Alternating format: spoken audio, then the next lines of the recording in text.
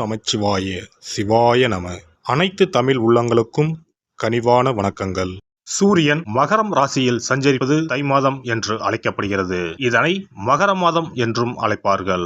மகர ராசிக்குள் சூரியன் நுழைவதே மகர மாதம் ஆகும். பொதுவாக எந்த ஒரு நல்ல செயலையும் தை மாதத்தில் ஆரம்பிப்பதுதான் வழக்கம். இம்மாதத்தில் தான் சூரியன் தன்னுடைய வடதிசை பயணத்தை தொடங்குகிறார். உத்தராயண காலம் ஆரம்பமாகிறது. அதாவது தேவர்களின் உலகிற்கு தட்சிணாயனம் எனப்படும் 6 மாத இரவு காலம் முடிந்து உத்தராயணம் என்னும் 6 மாத பகல் காலம் ஆரம்பமாகும் என்பதே தை மாதத்தின் பெருமையாகும். தை பிறந்தால் வழி பிறக்கும் என்பார்கள். உத்திராடம் சிறந்த நட்சத்திரம். உத்திராடத்தில் பிள்ளையும் ஊர் எல்லையில் கொள்ளையும் என்பது பழமொழி. அதாவது உத்திராடத்தில் பிள்ளை பிறந்தால் உடனடியாக அவர்களுக்கு அருகிலேயே நிலம், வீடு அல்லது விளைநிலம் வாங்கும் யோகம் உண்டாகும்.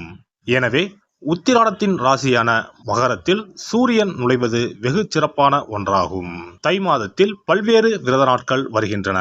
அவை தை வெள்ளி, தை அமாவாசை, தைப்பூசம், ரத சப்தமி, பீஷ்ம அஷ்டமி என பல்வேறு சிறப்பு வாய்ந்த நாட்கள் தை மாதத்தில் வருகின்றன. பல்வேறு சிறப்புகள் கொண்ட இந்த சீர்மிகு தை மாதத்தில் உங்கள் ராசிக்கான பலன்கள் என்ன என்பதனை அறிந்து கொள்வோம். தை மாத கிரக நிலைகளை பார்க்கும்போது சுக்கிர பகவான் விருச்சிகம், தனுசு, மகர ராசியில் பயணம் செய்கிறார். புதன் மற்றும் செவ்வாய் பகவான் தனுசு மற்றும் மகர ராசியில் சஞ்சாரம் செய்கின்றனர். சூரிய பகவான் மகர ராசியில் 29 நாட்கள் சஞ்சாரம் செய்கிறார். கும்ப ராசியில் சனி பகவானும், மேச ராசியில் குருவும், மீன ராசியில் ராகுவும், கன்னி ராசியில் கேது பகவானும் பயணம் செய்கின்றனர். சந்திர பகவான் சதயம் நட்சத்திரம் 4ஆம் பாதம் கும்ப ராசியில் இருப்பதன் மூலம் இந்த சீர்மிகு தை மாதம் ஆரம்பம் ஆகிறது.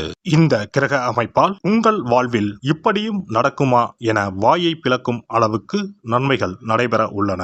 உங்களின் வளர்ச்சியை கண்டு நீங்கள் கடவுளாக பார்க்கும் உறவு ஒன்று உங்களுக்கு எதிரியாக வர வாய்ப்புண்டு. அது யாராக இருந்தாலும் எவராக இருந்தாலும் உங்களிடம் இருந்து சற்று தள்ளி இருப்பதே உத்தமம். துலாம் ராசி அன்பர்களே, இனிமையான மாற்றங்களை இந்த தை மாதம்தான் வழங்க இருக்கிறது. மாதம் தொடங்கி முதல் வார 6வது நாளில் இருந்து ஈடுபடுகிற விஷயங்கள் அனைத்திலும் அதிர்ஷ்ட வளர்ச்சி, இனிமைகள், மாற்றங்கள் காத்துள்ளன. கடந்த மாத முதல் வாரத்தில் உங்களது ராசிக்கு அர்த்தாஷ்டம சனி விலகி இருப்பதே மாபெரும் விடுதலை. குரு பகவான் அனைத்து சாதக வெற்றிகளையும் கொடுக்கின்ற பக்குவத்தில் 7ஆம் இடத்தில் மிக வலிமையாக அமர்ந்து ராசியை பார்த்து கொடுத்து வருகிறார். லாபஸ்தானத்தையும் பார்க்கிறார். இந்த நிலைமை அடுத்து வருகிற 4 மாதங்களுக்கு தொடரத்தான் போகிறது. சுவாதி நட்சத்திரக்காரர்களுக்கு உத்தியோக இடத்தில் பெரிய பதவி கிடைக்கப் போகிறது. மாதம் தொடங்கி 9 தினங்கள் முடிவதற்குள் அனைவருக்குமே என்னென்ன திட்டம், விருப்பம் இருக்கிறதோ அதுவெல்லாம் எளிதாக பூர்த்தியாகும். அன்றாட வருமான கோளாறு விலகும், சேமிப்பு உயரும், நினைத்ததை சாதித்துக் கொள்ளலாம். வேலை பணி விஷயங்களில் தொடர்கின்ற சங்கடங்கள் விலகும், பழைய கடன்களை அடைத்து விடலாம். ஆரோக்கிய மருந்து மாத்திரை செலவுகளால் மன உளைச்சலில் உள்ளவர்களுக்கு தீர்வு ஏற்படும். அனைவருக்கும் உத்தியோக வகை சஞ்சலங்களும் ஊதிய வகை கோளாறுகளும் விலகும். பதவி பொறுப்பு வகையில் அடைந்து வருகிற சச்சரவுகளும் முடிவுக்கு வரும். கடன் விவகாரங்களால் புதிய பிரச்சனை ஏற்படாது. சுவாதி நட்சத்திர இளம் தம்பதியர்களின் புத்திர பாக்கியம் ஏக்கம் தீரும். அனைவருக்குமே வாழ்க்கை துணையின் வழியில் புதிய சொத்து, மண், மனை, பொன், பொருள், கட்டட வகை அதிர்ஷ்டம் காத்துள்ளது. இம்மாதம் சனி, புதன் மற்றும் திங்கள் கிழமைகளில் இனிமை, உயர்வு, அதிர்ஷ்டங்களை சந்திக்க இருக்கிறீர்கள். இம்மாதம் 2, 4, 7, 15, 19, 22, 25, 27வது தினங்களில் பெரிய தொகை வரவு, புதிய பொருள் சேர்க்கை உண்டு. பொன், பொருள், ஆடை, ஆபரண சேர்க்கைகளும் உண்டாகும். பெண்களுக்கு மனதளவில் இருந்து வந்த குழப்பம் நீங்கி தெளிவு பிறக்கும். கணவன் மனைவிக்கு இடையே ஒற்றுமை அதிகரிக்கும். புத்திர பாக்கியம் அமையும். வரவுகளில் இருந்து வந்த நெருக்கடிகள் மறையும். வீடுமனை மற்றும் வாகனங்கள் வாங்கும் யோகம் உண்டாகும். எதையும் சமாளிக்கும் தைரியம் பிறக்கும். மனதிற்கு நெருக்கமானவர்களிடம் ஏற்பட்ட கருத்து வேறுபாடுகள் மறைந்து ஒற்றுமை ஏற்படும். மூத்த சகோதரர்களால் ஆதாயம் உண்டாகும். தீராத சில பிரச்சனைகள் விரைவில் தீரும். மாணவர்களுக்கு சிந்தனை திறனில் மாற்றம் ஏற்படும். எதிலும் சுறுசுறுப்பாக செயல்படுவீர்கள். புதிய முயற்சிகளில் வெற்றி கிடைக்கும். ஞாபக மறதி சார்ந்த இன்னல்கள் குறையும். ஆசிரியர்களின் ஆதரவுகள் மற்றும் ஆலோசனைகளின் மூலம் புதிய விஷயங்களை அறிந்து கொள்வீர்கள். விளையாட்டு போட்டிகளில் ஈடுபாடுகள் உண்டாகும். நண்பர்களுடன் இன்ப சுற்றுலா செல்வதற்கான வாய்ப்புகள் அமையும். உத்தியோகஸ்தர்களுக்கு உத்தியோக பணிகளில் உயர் அதிகாரிகளுடன் ஒத்துழைப்பு கிடைக்கும்.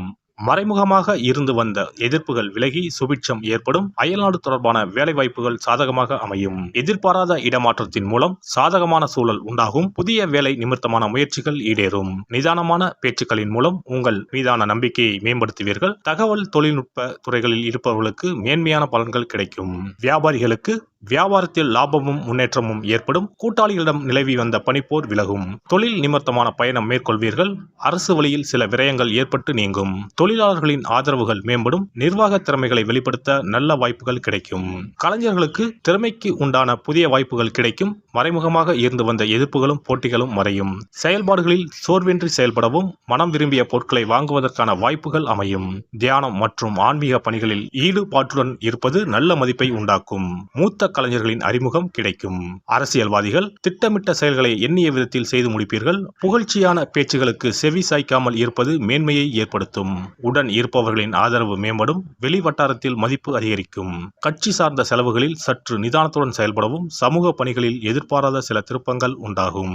புதன்கிழமை தோறும் முருகப்பெருமானை வழிபாடு செய்து வர முயற்சிகளில் முன்னேற்றமான பலன்கள் கிடைக்கும். இனி தை மாதத்தில் கடைபிடிக்க வேண்டிய முக்கியமான விரதங்கள் என்னென்ன என்பதனை காண்போம். தை மாதத்தில் தைப்பூசம், தை அமாவாசை, ரத சப்தமி போன்ற விழாக்களையும், பைரவ வழிபாடு, வீரபத்திரர் வழிபாடு, தை வெள்ளி வழிபாடு போன்ற வழிபாட்டு முறைகளையும் இம்மாதத்தில் பின்பற்றுகின்றனர். தை கிருத்திகை முருகப்பெருமானுக்கு மிகவும் சிறப்பு வாய்ந்த நாளாகும். கார்த்திகை பெண்களை சிறப்பிக்கும் வண்ணம் கிருத்திகை திருவிழா கொண்டாடப்படுகிறது. ஆண்டுக்கு 3 கார்த்திகை தினங்கள் மிக முக்கியத்துவம் பெறும். அவை தை மாதம் வரும் தை கிருத்திகை, கார்த்திகை மாதம் வரும் பெரிய கிருத்திகை மற்றும் ஆடி மாதத்தில் வரும் ஆடி கிருத்திகை. தை மாதத்தில் வரும் கிருத்திகையில் விரதம் இருந்து முருகப்பெருமானை வணங்கி வழிபாடு செய்தால் நிச்சயம் திருமண தடை நீங்கும். புத்திர பாக்கியம் கிடைக்கும் என்பது ஐதீகம். தை மாதத்தில் வரும் பௌர்ணமியோடு கூடிய பூச நட்சத்திரத்தில் தைப்பூசம் கொண்டாடப்படுகிறது. இந்நாளில் சிவபெருமான் மற்றும் முருக கடவுளுக்கு வழிபாடு நடத்தப்படுகிறது. உமையம்மை வேலவனுக்கு சக்தி வேலை வழங்கிய நாள் தைப்பூசம் என்றும் கருதப்பட்டு வழிபாடு மேற்கொள்ளப்படுகிறது. இந்த தைப்பூச திருவிழா உலகெங்கும் உள்ள தமிழர்களால் சிறப்பாக கொண்டாடப்படுகிறது. தை அமாவாசை. தை அமாவாசை அன்று மக்கள் தங்கள் முன்னோர்களுக்கு தர்ப்பணம் எனப்படும் வழிபாட்டினை மேற்கொள்கின்றனர். ஆறு, குளம், கடல் போன்ற நீர்நிலைகளில் இவ்வழிபாடு மேற்கொள்ளப்படுகிறது. தை மாத அமாவாசையும் ஆடி மாத அமாவாசையையும் மகாலய அமாவாசையையும் முன்னோர்களுக்கான வழிபாட்டிற்கு உகந்தவை என கருதப்படுகின்றன. இவ்வழிபாட்டின் மூலம் தாங்கள் செய்த பாவங்கள் நீங்குவதாகவும் குழந்தை பேறு, குடும்பத்தில் ஒற்றுமை, சுபிட்சம், மகிழ்ச்சி ஆகியவை கிடைப்பதாகவும் கருதப்படுகிறது. ரத சப்தமி. ரத சப்தமி என்பது தை மாதத்தின் வளர்பிறையில் வரும் சப்தமி திதி அன்று கொண்டாடப்படுகிறது. இந்நாளில்தான் சூரியன் தனது வட அரைக்கோள பயணத்தை தொடங்குகிறார். இந்நாளில் விரதம் மேற்கொள்வதால் ஆரோக்கியம், நோய் இல்லாமை, செல்வம், புத்திர பேறு, நீண்ட ஆயுள், பகைவர்களை வெல்லும் சக்தி, வெற்றி, நிலம், தானியம், புண்ணியம் ஆகியவை கிடைக்கும். மேலும் மனக்கவலை, வியாதி ஆகியவற்றை நீக்கும். வழி இல்லாமல் தவிக்கும் போது வழிகாட்டும் இந்த ரத சப்தமி. பைரவ வழிபாடு. தை மாதத்தில் வரும் முதல் செவ்வாய்க்கிழமையில் இவ்விரதம் கடைபிடிக்கப்படுகிறது. தாமரை பூ மாலை, வில்வ மாலை, தும்பை பூ மாலை, சந்தன மாலை ஆகியவை பைரவருக்கு உகந்ததாக கூறப்படுகிறது. வாசனை பூக்களில் மல்லிகை பூவை தவிர்த்து மற்ற அனைத்து பூக்களும் பைரவருக்கு சமர்ப்பிக்கப்படுகின்றன. சனித்தோஷம் முழுமையாக அகல கால பைரவருக்கு விரதம் இருப்பது விசேஷம். வீரபத்திர வழிபாடு. வீரபத்திர வழிபாடு என்பது செவ்வாய் தோறும் ஓராண்டு காலம் கடைபிடிக்கப்படுகிறது. ஓராண்டு வழிபட முடியாதவர்கள் தை மாத செவ்வாய்க்கிழமையில் மட்டுமாவது இந்த வழிபாட்டினை கடைபிடிக்கலாம். இவ்வழிபாட்டை மேற்கொள்வதால் நீங்காத தடையும் நீங்கும், தீராத பகையும் தீரும், நவ கிரக பாதிப்புகளில் இருந்து நம்மை காக்கும். தை வெள்ளி வழிபாடு. உத்தராயண காலத்தின் ஆரம்ப மாதமான தையில் வரும் வெள்ளிக்கிழமையில் அம்மன் வழிபாடு மேற்கொள்ளப்படுகிறது. அன்றைய தினங்களில் அபிராமி அந்தாதி, சௌந்தரிய லகரி உள்ளிட்ட அம்மன் குறித்த பாடல்களை பாடி வழிபாடு மேற்கொள்ளப்படுகிறது. தை மாதத்தில் வரும் திருவிழாக்களை கொண்டாடி வழிபாட்டு முறைகளை பின்பற்றி இறையருள் கிடைக்கப்பெற்று வளமான வாழ்வு வாழ்வோம். எல்லாம் வல்ல இறையருளால் நீங்களும் உங்கள் அன்பு குடும்பமும் உடல் நலம், நீலாயுள், நிறை செல்வம், உயர் புகழ், மெய்ஞானம் ஓங்கி வாழ்க வளமுடன்.